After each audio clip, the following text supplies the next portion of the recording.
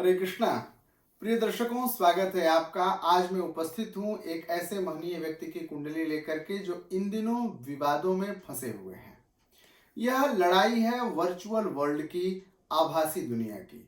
YouTube के दो विजेताओं के युद्ध की कहानी लेकर आज मैं आपके सम्मुख उपस्थित हूँ। इन दिनों यूट्यूब पर एक हैशटैग बहुत ही ट्रेंड कर रहा है, वह है स्टॉप विवेक बिंद्रा, जिसे स्टार्ट किया संदीप माहेश्वरी ने। 7 दिसंबर को संदीप माहेश्वरी ने एक ऐसे स्कैम के बारे में अपने यूट्यूब चैनल से जानकारी दी जिसमें कहा गया कि अधिक पैसे लेकर के कुछ ऐसी चीजों को, कुछ ऐसे थॉट्स को सेल किया जा रहा है जिसकी कोई वैल्यू नहीं है, और यह कहा जा रहा है कि आप भी इसे बेच करके कमीशन ले सकते हैं। यह एक बहुत बड़ा स्कैम है। संदीप माहेश्वरी के व्याख्यान में किसी का नाम तो नहीं लिया गया, लेकिन उनके व्याख्यान का इशारा विवेक बिंद्रा का था, ऐसा विवेक बिंद्रा जी का कहना है। बाद में विवेक बिंद्रा जी ने एक वीडियो रिलीज करके अपने ऊपर लगाए गए उन सारे इल्जामों को खारिज किया और यह बताया कि यह स्कैम नहीं है, और यहां से संदीप माहेश्वरी और विवेक बिंद्रा की लड़ाई शुरू हो जाती है। कहते हैं कि जब विपत्ति आने लगती है तो चारों तरफ से विपत्ति आती है। हाल फिलहाल में ही विवेक बिंद्रा की शादी भी हुई और पत्नी से मारपीट की बात भी सोशल मीडिया पर आई। इन सारी बातों को आप भी सोशल मीडिया पर देख रहे होंगे, सुन रहे होंगे, जान रहे होंगे। इन दोनों के विवादों को लेकर के बहुत सारे लोगों ने अपने अपने विचार और विमर्श प्रस्तुत किए हैं। ध्रुव राठी ने भी अपने इस वीडियो में अपने विचारों को प्रस्तुत किया। उन्होंने कहा कि मैं कोई निर्णय तो नहीं दे रहा हूं, लेकिन मैं यह जरूर कहूंगा कि क्या इमोरल है और क्या इलॉजिकल है और क्या है गैर कानूनी, इस विषय को जानना तो आवश्यक है ही। आज मैं इन सारे संदर्भों को अपने नजरिए से देखकर आपके सम्मुख प्रस्तुत करने के लिए उपस्थित हुआ हूं। मेरा नजरिया यानी ज्योतिष के आईने में विवेक बिंद्रा की कुंडली क्या कहती है, क्यों उपजा है यह विवाद, क्या यह विवाद लंबा चलेगा या इस विवाद की शांति तुरंत हो जाएगी, क्या इस विवाद से विवेक बिंद्रा की और भी लोकप्रियता बढ़ेगी या इस विवाद की परिसमाप्ति होते होते विवेक बिंद्रा की लोकप्रियता खत्म हो जाएगी। तो आइए अध्ययन करते हैं विवेक बिंद्रा की कुंडली का और यह जानने की कोशिश करते हैं कि यह समस्या आई तो आई क्यों। दर्शकों, इंटरनेट पर उपलब्ध डाटा के अनुसार विवेक बिंद्रा जी का जन्म 5 अप्रैल 1982 को दोपहर 2 बजे माना गया कि हुआ है। अब यह माना गया मैं इसलिए कह रहा हूं क्योंकि उन्होंने अपना बर्थ डिटेल मुझे तो दिया नहीं। मैंने जो कुंडली बनाई है, जो इंटरनेट पर उपलब्ध डाटा है, उसके आधार पर, तो इंटरनेट पर उपलब्ध है 5 अप्रैल 1982 दिन में 2 बजे और जन्म स्थान है दिल्ली का। इस आधार पर विवेक बिंद्रा जी की जो कुंडली बनती है वो ये है। आप देख रहे हैं कि विवेक बिंद्रा जी का जन्म कर्क लग्न में हुआ है और इनकी जन्म राशि है सूर्य, यानी कि कर्क लग्न यानी चंद्रमा उनके कुंडली का सर्वे सर्वा है, कुंडली का मालिक है चंद्रमा। तो आइए सबसे पहले देखते हैं कि विवेक बिंद्रा जी की कुंडली में चंद्रमा की स्थिति क्या है। लग्न का स्वामी चंद्रमा द्वितीय भाव में होकर के बहुत ही प्रौढ़ स्थिति में है, बहुत ही स्ट्रांग स्थिति में है, सूर्य के घर में है। सिंह राशि का चंद्रमा बड़ा शुभ माना जाता है, इससे व्यक्ति का मनोबल बड़ा दृढ़ होता है। और जब चंद्रमा अष्टम भाव पर अपनी पूरी दृष्टि जब डालता है तो व्यक्ति दीर्घायु हो जाता है। तो चंद्रमा की स्थिति बहुत अच्छी बनी। साथ ही साथ में सूर्य से चंद्रमा की जो दूरी है वह यह बतलाती है कि शुक्ल पक्ष के द्वादशी तिथि का जन्म है, यानी चंद्रबल पूरा पूरा मिला। व्यक्ति का मनोबल बहुत ही बढ़िया है, उत्साही है व्यक्ति और जीवन में कुछ बेहतर करने का साहस रखता है, धैर्यवान है, क्षमतावान है, योग्य व्यक्ति है। साथ ही धर्म के प्रति ऐसे लोगों की आस्था बहुत अच्छी होती है, लोग धार्मिक होते हैं, धार्मिक विचारों के प्रति आस्थावान होते हैं। तो सारी अनुकूलताएं चंद्रमा दे तो रहा है।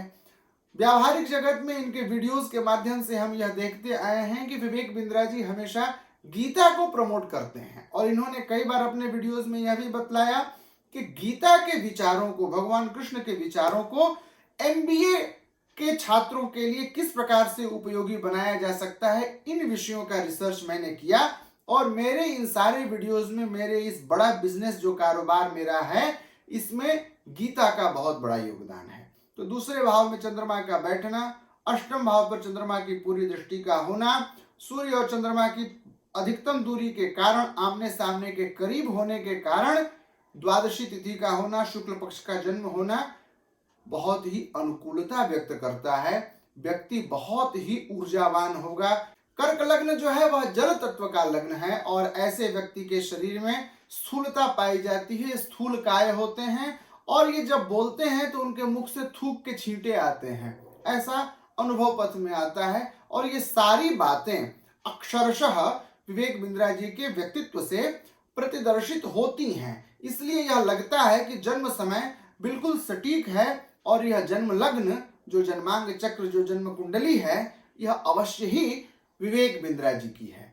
मैं इनके सभी भावों का अध्ययन आपके सम्मुख प्रस्तुत नहीं करूंगा। मैं केवल 2 ही विषयों पर प्रकाश डालूंगा कि सोशल मीडिया में इतने चमकते हुए सितारे के जीवन में अचानक इतनी सारी विसंगतियां एक ही साथ क्यों आ गई। तो मैं 2 ही विषयों पर केवल प्रकाश डालूंगा कि समस्या जो आभासी दुनिया की आ रही है, संदीप माहेश्वरी वर्सेस विवेक बिंद्रा की, यह कहां तक टिकेगी, इसका स्वरूप क्या होगा। दूसरा, इनके निजी जीवन में आ रहे उतार चढ़ाव और विवाद की स्थिति क्या होगी। डोमेस्टिक वायलेंस का जो केस इनके ऊपर हो गया, फिजिकल अब्यूज की जो बात कही जा रही है, वह उसका स्वरूप क्या होगा, इन विषयों पर मैं प्रकाश डालने वाला हूं। तो सबसे पहले हम डालते हैं सप्तम भाव यानी हाउस ऑफ स्पाउस की बात करते हैं, विवाह और वैवाहिक जीवन की बात करते हैं। इनके जीवन में ऐसी स्थिति क्यों आ गई। इनकी कुंडली के अध्ययन के पहले मैं एक बात कहना चाहूंगा।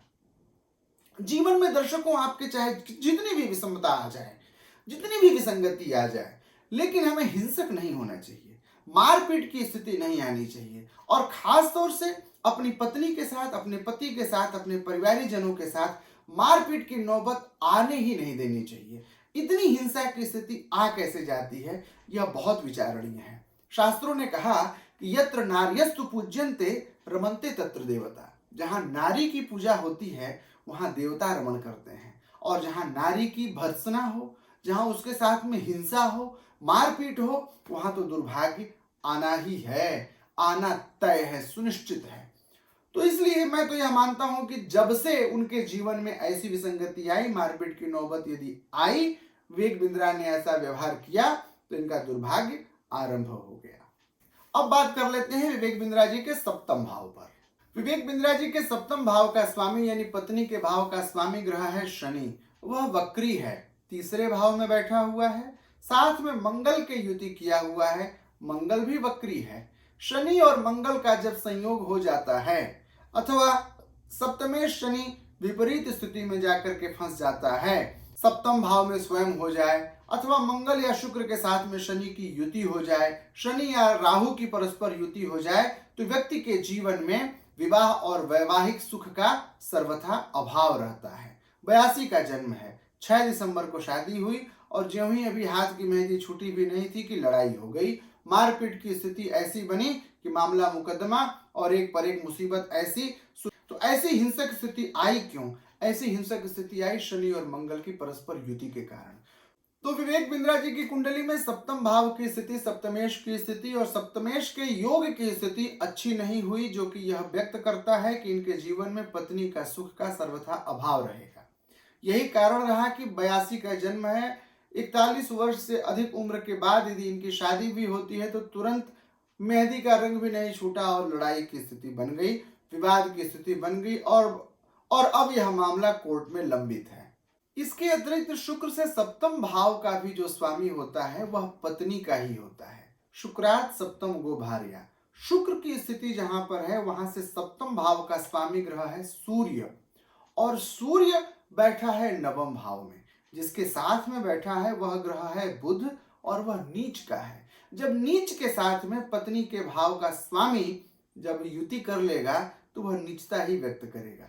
तो जरूर मैं यह कहूंगा कि विवाद कभी भी एक तरफा नहीं होता। यह कुंडली भी बतलाती है विवाद की स्थिति बराबर की है, किसी न किसी षड्यंत्र के शिकार ये हमेशा होंगे विवेक बिंद्रा जी। इनके सप्तम भाव की स्थिति प्रतिकूल है, सप्तम भाव को लेकर के ये हमेशा विवादित जीवन में फंसेंगे, चाहे यह आक्रोश में आकर के हिंसा कर लें या इनके साथ में कोई साजिश हो, कोई षड्यंत्र हो। अब इनके दूसरे पहलू पर आते हैं। दूसरा पहलू है आभासी दुनिया। आभासी दुनिया में इनका नाम बहुत बड़ा हुआ। फेसबुक पर भी इनके सर्वाधिक दर्शक हैं, इनके चाहने वाले हैं, और लगभग 21.4 मिलियन व्यूवर्स हैं, इनके सब्सक्राइबर हैं इनके यूट्यूब पर। ये बहुत बड़ी संख्या होती है एक यूट्यूब के लिए। दुनिया में बहुत सारे ऐसे देश हैं जिनकी जनसंख्या उतनी नहीं है जितनी इनके सब्सक्राइबरों की संख्या है। तो 21.4 मिलियन सब्सक्राइबर एक बहुत बड़ी संख्या होती है। ऐसे में जब आप YouTube के सुपरस्टार हैं तो जाहिर सी बात है कि आपकी कुंडली में ऐसे कुछ सितारों का चमत्कार जरूर हुआ होगा। आभासी दुनिया में यदि आपको चमकना है, यदि फेसबुक पे, यूट्यूब पे, ट्विटर पे, इंस्टा पे आपको यदि अपना नाम कमाना है तो आपकी कुंडली में राहु की मजबूती आवश्यक है। आपकी कुंडली में राहु द्वादश भाव का यदि हो जाए, अष्टम भाव में यदि हो जाए, छठे भाव में हो जाए, यदि आपकी कुंडली में विपरीत राजयोग हो जाए, यदि आपकी कुंडली में राहु दशम भाव में हो जाए, तो आपकी कुंडली चमकते हुए यूट्यूबर की कुंडली या आभासी दुनिया के सरताज की कुंडली सिद्ध होगी। आप देख सकते हैं विवेक बिंद्रा जी की कुंडली की स्थिति। विवेक बिंद्रा जी की कुंडली में राहु द्वादश भाव में बैठा हुआ है। न केवल द्वादश भाव में बैठा है बल्कि मिथुन का राहु, मूल त्रिकोण का राहु द्वादश भाव में बैठा है। इतनी शुभ स्थिति है कि यह इनको अधिकतम ऊंचाई की ओर लेकर के चला गया। 21.4 मिलियन सब्सक्राइबर दिया और धीरे धीरे धीरे धीरे इनका ग्रोथ यूट्यूब की दुनिया में इतना बड़ा हुआ कि यूट्यूब के ये बेताज बादशाह कहलाने लग गए। ये तो बात हो गई इनकी उपलब्धि की, लेकिन अचानक ये समस्या आई क्यों? आइए अब इसका अध्ययन करते हैं। इस समस्या की पटकथा लिख दी गई जब राहु और केतु का राशि परिवर्तन अक्टूबर के महीने में हो गया। अक्टूबर के महीने में मीन का ज्यों ही हुआ राहु और कन्या का ज्यों ही हुआ केतु, तभी यह कहानी बदल गई। यह स्थिति बिगड़ती चली गई और कोढ़ में खास तो तब जब राहु की इनकी महादशा भी चल रही थी। राहु की महादशा चल रही है इनकी वर्तमान में, और उसी में जब राहु मीन राशि का हो गया और केतु कन्या राशि का हो गया गोचर में, तो यह कहानी वहीं से इनकी बिगड़नी शुरू हो गई। विवाद की स्थिति इनकी बढ़नी शुरू हो गई। 26 सितंबर 2023 को राहु की महादशा में राहु की अंतर्दशा प्रारंभ हुई और 8 जून 2026 तक राहु की महादशा में राहु की ही अंतर्दशा रहेगी। अक्टूबर में राहु का राशि परिवर्तन हो गया, सितंबर में राहु की अंतर्दशा प्रारंभ हो गई। ये दोनों विसंगतियां इनको परेशान कर दी। ये सारी समस्या विवेक बिंद्रा जी के जीवन में जो आई है वह राहु के कारण आई है। राहु का द्वादश भाव में होना, जहां इनको एक तरफ ऊंचाई दिया है, वहीं राहु का दशा और अंतर्दशा गोचर का परस्पर संयोग इनको विपरीत परिस्थितियों में भी ले आया है। लेकिन यह स्थायी नहीं है, यह समस्या स्थायी नहीं है। इनकी उपलब्धियां कभी भी बेकार नहीं जाएंगी। राहु जो कुछ भी इनको दिया है वह नष्ट नहीं होगा और पुनः ये इन समस्याओं से बाहर आ जाएंगे। राहु में राहु की अंतर्दशा और राहु का ही प्रत्यंतर 21 फरवरी 2024 तक है।